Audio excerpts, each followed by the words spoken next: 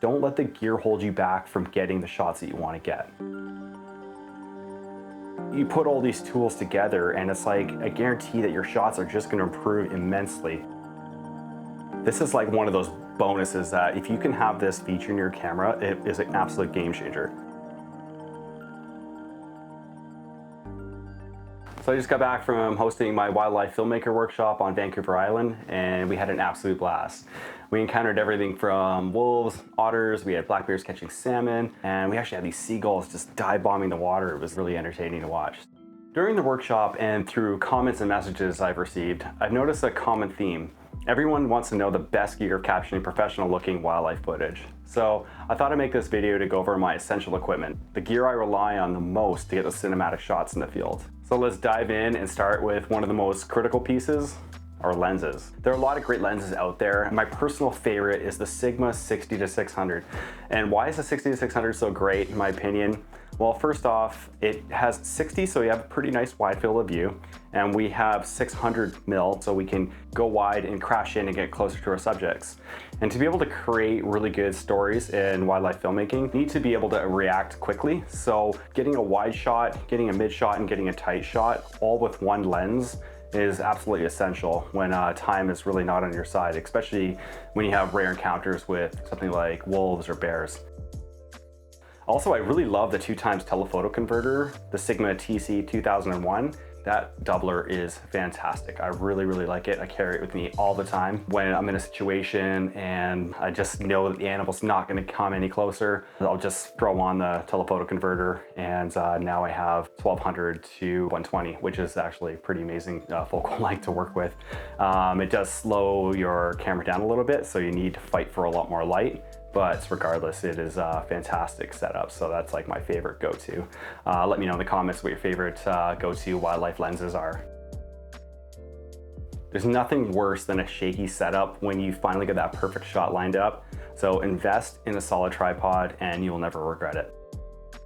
Okay, so this is a big one. Time and time again, I go on a lot of these shoots and it always happens where people will show up and they'll just have these tiny little flimsy photography tripods and they're just not gonna cut it, unfortunately. There's just too much flex in those tripods to be able to get like really, really solid shots. So you're constantly having to fight with this very flimsy little tripod with a really heavy lens and a camera body on top and maybe a monitor, and you're adding all that load on top of this really small little tripod, and it's just going to result in really shaky footage, especially when you're at the long end. You're looking at 600mm or 1200mm with your doubler on there, and when you're at that long end, you're just going to see every single little shake, every little bump. You're going to notice it. So I recommend getting something you can afford and investing in this piece, knowing that it's going to last you for years and decades even.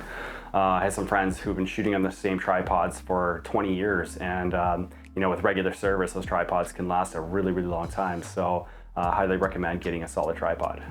So this is another big one. We're gonna talk about ND filters. When we're trying to make cinematic looking wildlife films, stuff that you see on Netflix or BBC or National Geographic, what we really need to do is control our shutter speed. So we're often filming a lot of slow motion stuff. So we're shooting 60 frames or 120 frames a second. And one thing you never want to do is adjust your shutter speed to compensate for exposure.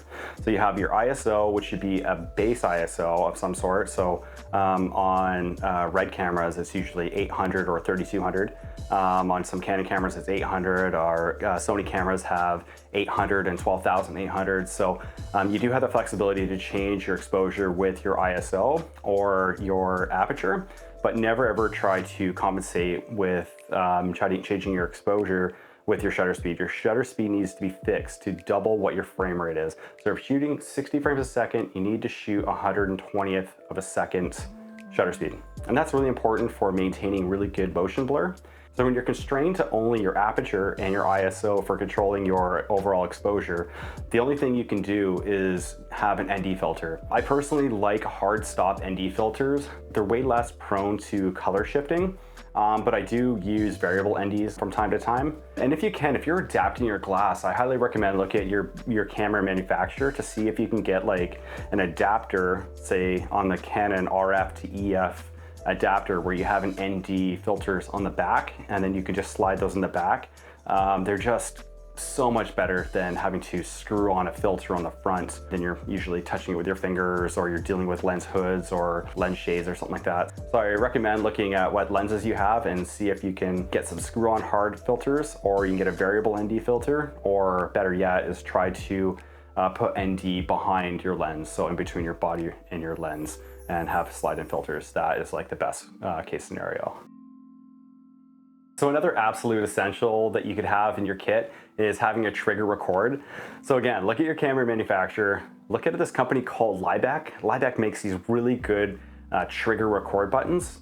So you don't have to, like, you know, when you're trying to rack focus or you're trying to pan and tilt, you're not having to reach up, hit the button, and then go back to your pan bar. It's one less motion you have to do, is that you have your trigger record on your pan bar, and then so as you're tilting or panning, you're following your subject, you're racking your focus, and then you can just hit record, and then you get these really beautiful stabilized shots.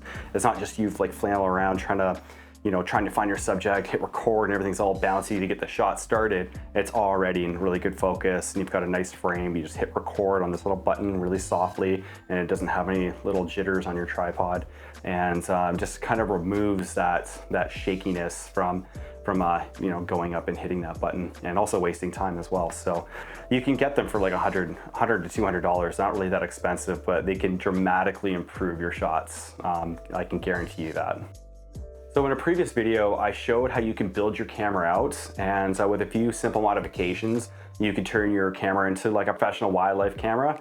So building your camera out with a cage and having rails and a lens support is just another added support that you can have to make sure that your shots are really, really stable. So if you're shooting on a really solid tripod and your lens is well supported and you have this trigger record, it's just like you put all these tools together, and it's like a guarantee that your shots are just going to improve immensely.